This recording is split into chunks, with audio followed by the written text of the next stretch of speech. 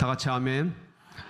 심리학, 상담학 용어 중에 자기자비라는 단어가 있습니다. 자기자비, self compassion 이런 그런 단어인데, 그리고 또 자기 위로, self soothing 이라는 그런 단어인데, 이게 어떤 의미냐면, 그러니까 자기 자신 스스로를 이렇게 격려해주고 위로해주고 쓰다듬고 두드려주는 그러한 행위들을 말합니다. 근데 이렇게 하면 기분이 좋아지거든요. 좀 이따 할 건데. 근데 기분이 좋아지는 것을 넘어서 이런 행위가 그 사람 자신의 어떤 심리적 안정감, 그리고 여러 가지 스트레스를 해소하고 자기의 마음을 회복하여서 그 회복 탄력성이라고 하죠. 그걸 일으킴으로써 스스로가 할 수 있다는 용기와 자신감을 얻게 되는 아주 놀라운 행위라는 것입니다. 그래서 힘들고 어렵고 고단할 때 자학하고 스스로 자책하고 그러는 것보다는 자기 자신에게 뭐 했다? 수고했다, 애썼다, 고생 많았다, 잘했다 하고 이렇게 위로해 주는 게 굉장히 힘이 되고 능력이 된다고 합니다. 여러분들 지난 한 해 정말 수고가 많으셨습니다. 만만치 않았던 한 해인데 우리 한번 이렇게 해볼까요? 스스로 팔을 이렇게 해서 가슴에 안아도 되고요, 팔에 얹어도 되고 어깨에 얹어도 되고 이렇게 다독여 주는 거예요. 애썼다, 수고했다, 고생했다, 잘했다, 할 수 있다. 괜찮아요? 이게 다 같이 하는 것도 좋은데 혼자 거울 보면서 잘했다. 저 가끔 그러거든요, 혼자. 심취도 하고 그냥 혼자 그게 힘이 되고 격려가 되고 주님이 우리를 보내시고 또 세우시고 존재케 하시는 그런 목적도 이렇게 살펴보고 할 수 있는 아주 힘이 되는 그런 시간을 혼자 스스로 이렇게 갖는 게 참 좋습니다. 지난 한 해 너무 수고 많으셨고요. 송년 주일에 우리가 지난 한 해를 이렇게 돌아보는 것도 굉장히 중요한데 또 새로운 한 해를 이제 내다보면서 내년에는 새해에는 내가 어떤 마음으로 살아갈까, 그것을 말씀을 통해 생각해 보는 것도 굉장히 의미 있다 생각이 들어서 오늘 이 말씀을 준비하게 됐습니다. 그래서 우리가 새해에는 이제 지난 시간들, 지난 세월들 속에서는 내가 어떻게 살아왔는지 그거는 이제 내려놓고 앞으로 살아가는 삶 속에서는 누군가를 향한 어떤 비난과 정죄의 돌을 던지는 생보다는 누군가에게 손을 내밀고 어깨 동무해서 그들에게 위로와 소망과 격려가 되는 그런 복된, 축복된 삶, 은혜의 통로, 여러분 모두가 되시기를 축원합니다. 그래서 오늘 그 말씀을 우리가 잠시 묵상하도록 하겠습니다. 오늘 사건은 현장에서 간음하다가 잡힌 여인에 대한 사건입니다. 우리가 잘 알고 있는 내용이죠. 근데 여기서 말하는 이 간음이라는 단어, 헬라어는 모이케이아라는 단어예요. 모이케이아라는 단어는 어떤 단순한 실수나 부도덕 그런 정도를 의미하는 게 아니고 결혼 언약을 파괴하는 중대한 범죄를 말합니다. 그러니까 이 단어가 성립되기 위해서는, 이 단어를 쓰기 위해서는 그 현장에 있는 여인과 남자는 결혼한 사람이어야 되는 거예요. 결혼한 상태에 있어야 되는 거예요. 아니, 이 둘이가 아니고 각기 따로 결혼한 상태에 있어야 하는 것이죠. 그러니까 유부녀와 유부남이, 가정을 가지고 있는 사람이 서로 이렇게 음란한 행위를 한 거예요. 그래서 그 현장에서 잡힌 거죠. 그래서 레위기 모세 율법에 보면 레위기 20장 10절에 보면 이 사람들에 대한 집행법이 나와 있어요. 굉장히 무섭습니다. 같이 한번 읽어볼까요? 시작.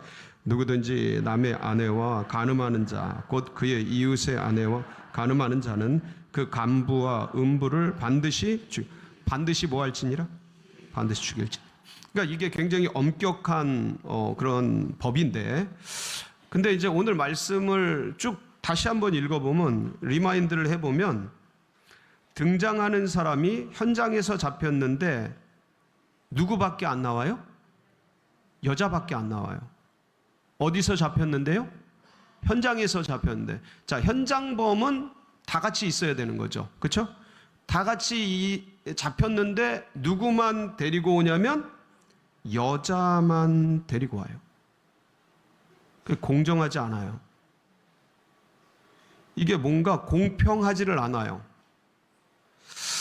그러니까 이미 지금 유대 종교 지도자들이 이 여인이 불법을 행했으니까, 간음을 행했으니까 이 여인은 사형 판결에 마땅한, 돌에 맞아 죽는 현장범이기 때문에 직결 처분이거든요.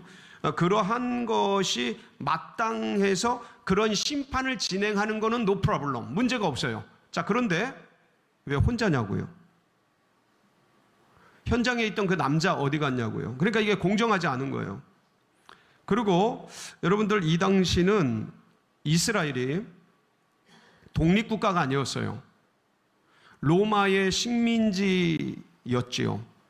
그러니까 식민지에는 대부분 뭐가 없냐면 법의 자율권 중에서 특별히 최고법인 사형 판결권이 있습니까? 없습니까? 없어요. 그래서 나중에 대제사장들이 예수님을 죽일 때에도 예수님을 십자가에 못 박아 죽이고 싶은데 자기들에게 법이 없으니까 빌라도에게 가서 이 사형 판결권을 허락해달라고 요청을 하게 돼요.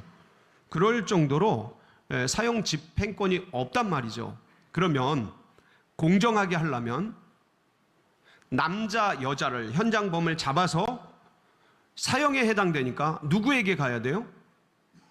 로마의 법을 집행하는 총독에게 가서 이 두 사람에 대한 사형 언도를 받고 돌로 쳐서 죽이는 이 과정을 거쳐야 정당하고 공정한 그런 재판이고 과정이 될 것입니다.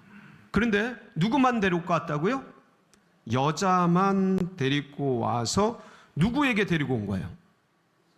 예수님께 데려온 거예요. 그러니까 이거는 공정한 법 집행을 하려고 하는 게 아니고 다른 목적이 있는 거죠. 다른 목적이 뭘까요? 6절에 이렇게 기록이 되어 있어요. 한번 보실까요? 6절 시작. 그들이 이렇게 말하면 고발할 조건을 얻고자 예수를 시험함이라. 예수께서 몸을 굽히사 손가락으로 땅에 쓰시. 그러니까 그들이 이렇게 유대 종교 지도자들이 이렇게 말하면 현장에서 잡혔는데 이 여자를 어떻게 할까 하고 예수께 묻는 것은 고발할 조건을, 예수를 고발해서 예수를 없애기 위한 기회를 얻기 위한 것이라는 거예요. 그러니까 하나의, 이 여자는, 현장에서 잡힌 이 여인은 하나의 미끼죠. 하나의 도구인 거예요. 누구를 없애기 위한? 예수님을 제거하기 위한? 없애기 위한 하나의 미끼인 거예요. 이 여인의 어떤 인권, 여인의 어떠한 인격, 이런 거를 보호하려는 목적과 의도가 전혀 없이 누군가의 잘못을 가지고 누군가를 없애려고 하고 제끼려고 하고 제거하려고 하는 도구로 쓰는 거죠. 근데 이 장면을 자세히 여러분들이 묵상을 해보면 문제가, 잘못이 이 여인에게만 있는가? 아닌 거예요. 제가 지금까지 쭉 얘기했죠. 분명히 잘못은 누구에게도 있다고요? 남자에게도 있고요. 남자에게 있는 것뿐만 아니라 이런 여자를 활용해서 누군가를 죽이고 없애고 제거하려고 하는 종교 지도자들. 그러니까 이들은 어떤 면에서 여자도 죽이고 누구도 죽이려고 그러는 거예요. 예수님도 죽이고 없애고 제거하려고 하는 거죠. 그러니까 이 법 집행을 한다 그러면서 더 큰 범법을 저지르고 있는 유대 종교 지도자들의 모습을 우리는 지금 보고 있는 거예요. 제 3자적 관점에서 그들뿐만 아니라 유대 종교 지도자들뿐만 아니라 이 여인을 데리고 온 무리들, 여인을 데리고 온 사람들도 문제가 없냐? 그렇잖아요. 이 유대 종교자들의 그 부하대동, 그 선전선동, 이런 거에 끌려서 이 무리들도 지금 돌을 들고 죽이려고 하는, 누군가를 위협하는 그런 상황 가운데, 예수를 물고 뜯으려고 하는 그런 상황 가운데 있는 것이죠. 그러니까 지금 다들 정신이 없는 거예요. 그러니까 여자가 문제가 아니라 전체가 문제인 거예요. 전부가 문제인 거예요. 그 남의 문제를, 남의 어떤 작지는 않아요. 근데 지금 남의 어떤 티를 보고 자기의 뭘 못 보는 상황이에요. 자기 들보를 못 보고 있는 그러한 상황 속에 이 무리들이, 이 종교 지도자들이, 이들이 지금 던져져 있다. 근데 이게 과연 이들만 그런가? 지금 이 시대는 괜찮은가? 오늘을 사는 우리들은 과연 이게 문제가 없는가? 곰곰이 생각해 보면 다 어떤 문제 강약과 크기와 다소 이런 것들은 다 있겠지만 우리들도 늘 이러한 상황 가운데 던져져 있어요. 예를 들면 이런 거죠. 누군가의 약점, 누군가의 문제점, 누군가의 어떤 실수, 이런 거를 차곡차곡 이렇게 기억해 두었다가 가슴에 품어 두었다가 갈등이 생기는 어떤 문제가 터지는 어떤 시점에 탁 돌을 던지는 거죠. 당신 그때 그랬잖아. 당신이 그때 그랬잖아. 그러니까 내가 이럴 줄 알았어. 이러면서 이런 문제들을 가지고 던지는 거죠.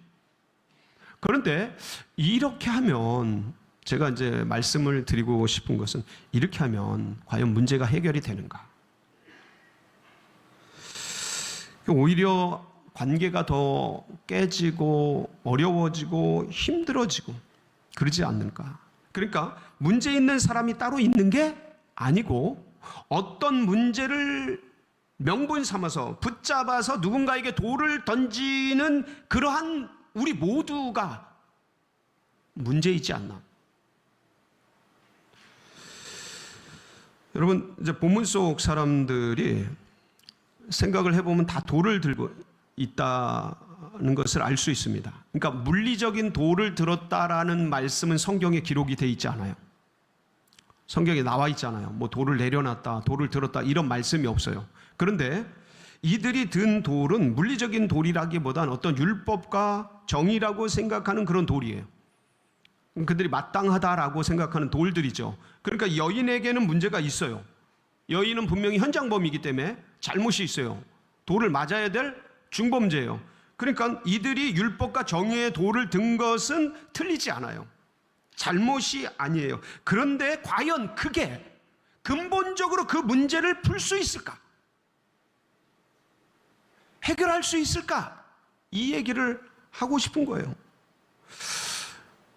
여러분, 이 성경 전체를 보면 사탄이 쓰는 전술이 항상 이래요. 늘 이래요. 사람들에게 돌을 쥐어줘요. 사람들이 돌을 들게 만들어요. 아주 단순해요. 그리고 그걸 가지고 서로 던지게 해요. 돌을 끌어모으고, 그리고 어떤 때가 되면 그 돌을 던지고, 네가 돌을 그만큼 던져, 나는 이딴 많은 거 던져. 그러면서 돌을 서로에게 던지고 싸우고 다투고 판단과 비난과 정죄와 갈등과 이런 것들을 야기시키는, 이게 이제 사탄의 늘 한결같은 전략인 것이죠. 이게 이제 작게는 우리 가정에서 부부간에 남편과 아내, 아니면 고부간에, 아니면 부모와 자녀간에, 아니면 형제간에, 이런 것들이 딱 이렇게 쟁여두었다가 딱 쟁여두었다가 당신도 그때 그랬잖아. 이 딱딱 쟁여두었다가 당신 안 그런 줄 알아? 이러면 딱딱 있다가 그러면서 그냥 다다다다 이게 나오면 이게 일이 더 커져요. 해결이 되는 게 아니고 일이 더 커지고 문제가 더 커지고, 그러니까 돌을 하나 둘씩 모아두고 기회가 되면 이 돌을 던지는 이런 행위들이 그 문제를 해결하는 게 아니고, 그러면 그럴수록 문제가 더 커지고 상처와 아픔과 골이 깊어져서 결국은 극단적으로 가는. 그래서 온 천하가 기성세대와 신세대뿐만 아니라 스승과 제자가 그냥 어디건 이 공동체 안에서 이런 커다란 문제 가운데, 깨어진 가운데 지금 던져지고 있는 것이 아닌가, 이런 생각을 해보면 예수님은 어떻게 하셨나? 예수님은, 여러분 제 말씀을 보면 예수님의 이 종교 지도자들이 막 사람들 데리고 와서 그냥 생각컨대 묵상컨대 돌을 막 들고 험악한 분위기 속에서 이 여인이 현장범으로 잡혔는데 모세는 돌로 치라 그랬는데 당신은 뭐라 그럴 거요? 하고 묻는 그 험악한 분위기, 그 집결 심판 분위기, 뭔가 누군가 명분을 잡아서 다 죽이려고 하는 그 어떤 그런 분위기 속에서 질문을 받은 이 예수님은 갑자기 이렇게 자리에 앉으셔. 아무 말 없이 자리에 앉으셔. 그러더니 무슨 글을 써셔. 땅에 뭐 손가락으로 쓰셨을지 뭐 돌을 들어 쓰셨을지 뭔가 글을 막 쓰시고. 여러분 글을 쓰고 계시니까 막 사람들이 이거 어떻게 하냐고 막 물어요. 근데 아무 말 없이 글을 쓰셔요. 뭐라고 쓰셨을까요? 제가 늘 여쭙는 부분인데 뭐라고 썼는지 나와 있지 않아요. 근데 일부 예배 끝나고 나가시는 한 집사님이 저한테 그러시더라고요. 목사님, 말씀을 들으면서 묵상을 해봤는데요, 영서를 쓰셨을 것 같아요. 누구나 다 보고 찔림을 받을 수 있게 영서를 쓰셨을 것 같아요.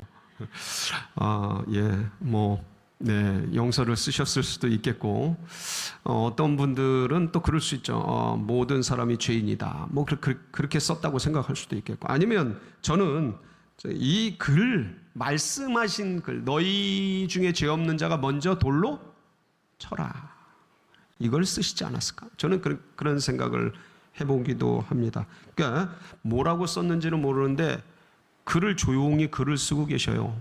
왜 글을 쓰셨을까? 이 위험, 이 어떤 절박한 막 이런 상황 속에서 왜 앉아서 글을 쓰셨을까를 생각해 봤어요.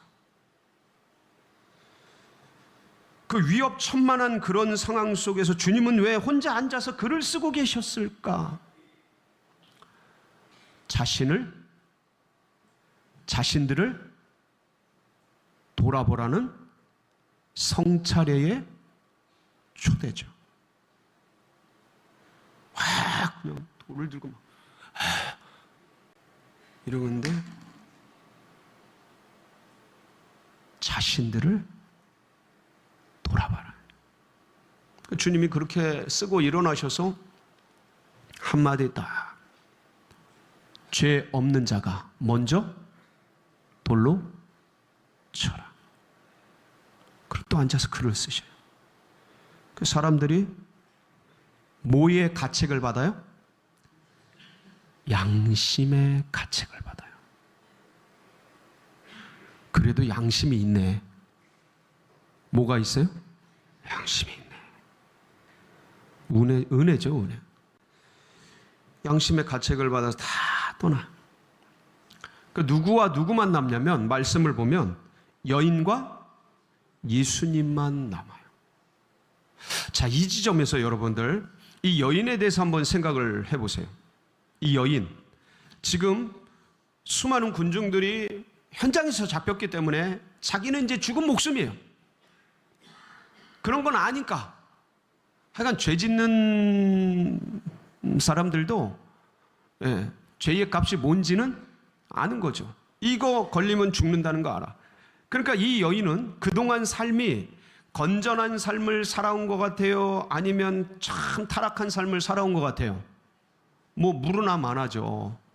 자기 삶을 살아오면서 쾌락과 향락과 일락을 즐기면서 정욕에 따라서 그런 걸 즐기는 그런 삶을 살아왔던 인생이었던 거예요. 근데 그냥 막 잡힌 거야. 그게 드러난 거야. 발각이 된 거야. 그런 사람들이 끌고 갈 때 그냥 곱게 끌고 가진 않았을 것 같아. 일로 가세요, 절로 가세요, 그러진 않았을 것 같아. 일로 와, 일로 와, 이러면서 아마 막 발로 차고 이제 죽일 여자니까 돌로 쳐 죽일 여자니까 그러면서 다리도 다치고 팔도 다치고 어쨌든 연약한 여자잖아요. 그 막 갈비도 어떻게 되고 막 그러지 않았을까. 그러니까 굉장히 공포와 위협과 두려움 속에서 이 여인이 지금 무리와 예수님이 뭐 옥신각신 하는데 그 결과에 상관없이 자기는 뭐예요? 이 여인은 죽은 목숨인 걸 본인이 알아요.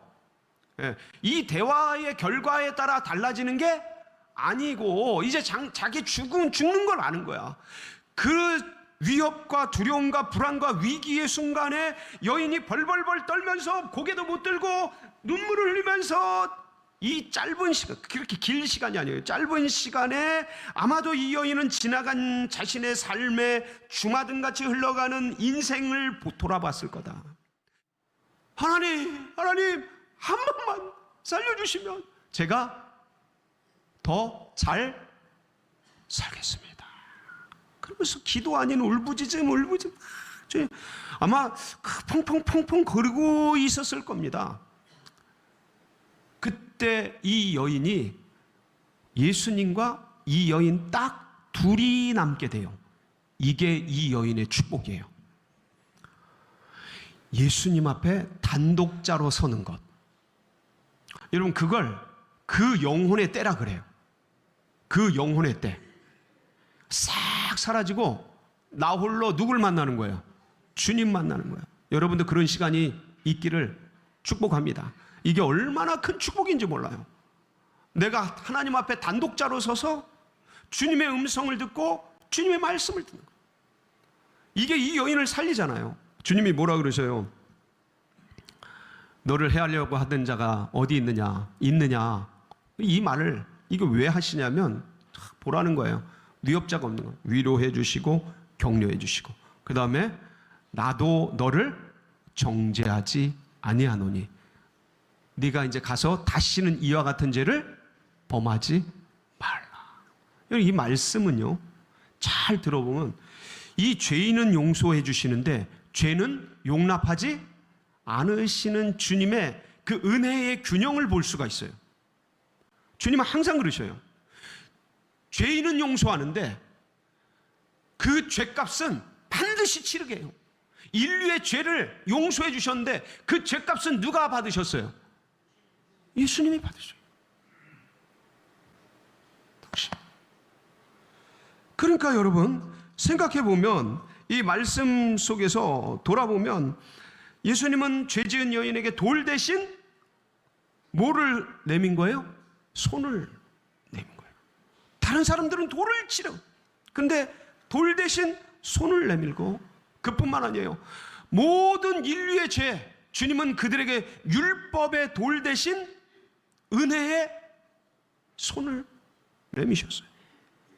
이 여인과 모든 인류뿐만 아니라 우리들에게, 마땅히 죄인 중에 괴수인 우리들, 이렇게 살다 이렇게 죽을, 그리고 영원한 지옥불에 떨어질 우리들, 나에게, 우리에게 비난의 정죄의 돌 대신 구원의, 은혜의, 사랑의 손길을 내밀어 주셨어요. 그래서 이렇게 살아있어요. 주님을 예배하는 자로. 얼마나 감사해요. 우리들도 2026년 비난과 정죄의 돌 대신 은혜의 손, 사랑의 손, 수용의 손을 잡아주고 내미는 그런 한 해가 되시기를 주의 이름으로 축복합니다.